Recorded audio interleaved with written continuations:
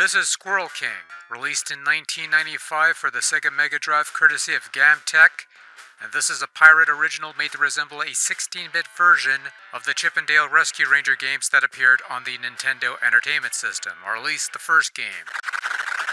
Overall, Squirrel King on the Mega Drive is a perfectly competent, perfectly acceptable Rescue Rangers knockoff thing that makes me wish I was playing Rescue Rangers instead, and I really do need to get around to that one of these days.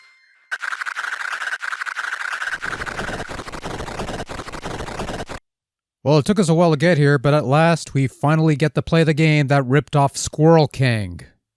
Fucking Disney.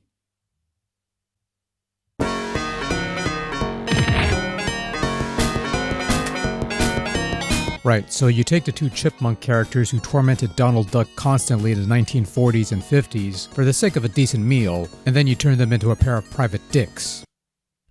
That's the basis for the 1989 animated series Chip 'n Dale Rescue Rangers, a show that ran for about a year but somehow got 3 seasons out. Okay.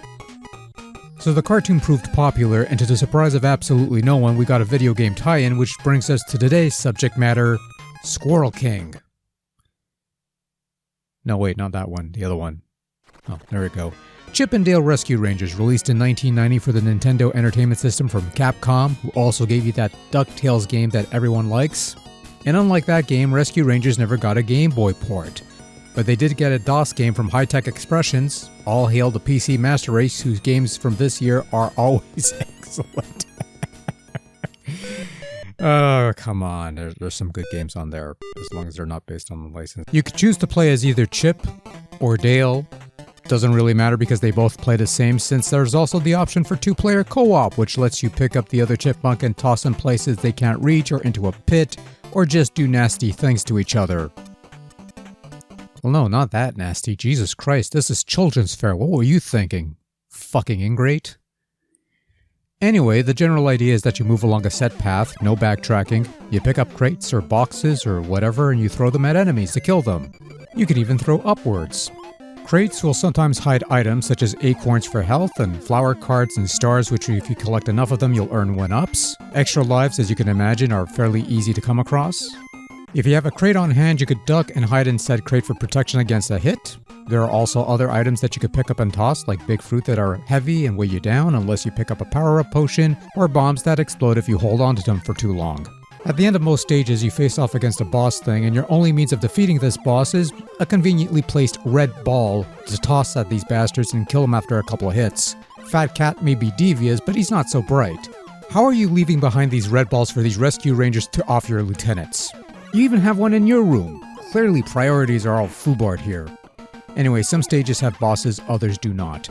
But all stages have a bonus game where you have a few seconds to uncover as many of the crates as possible for some bonus items before the next cutscene plays out, at which point you appear on a map and get to the next stage with your chopper thing.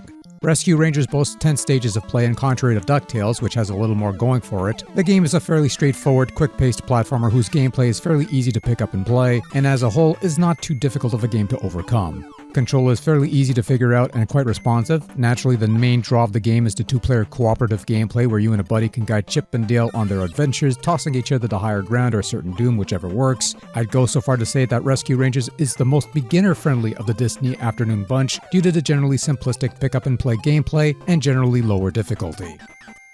Rescue Rangers look fine. The few cutscenes that pop up during the game are simplistic but otherwise well drawn, matching the cartoon style just fine. In-game stuff looks solid, Chip and Dale looks decent in their miniature size, and they even see stars with some bad hits. Adorable to look at, less so during actual gameplay. But the stages do a fine enough job of depicting these giant worlds for these smallish characters to travel through. Nice clean line work all throughout with some thought put into the layouts of these stages. Sounds alright too.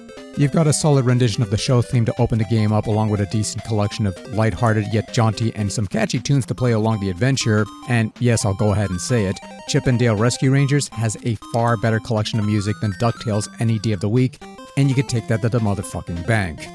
Sound effects are fine, nothing to complain about there. It's the usual level of quality we expect from Capcom around this time.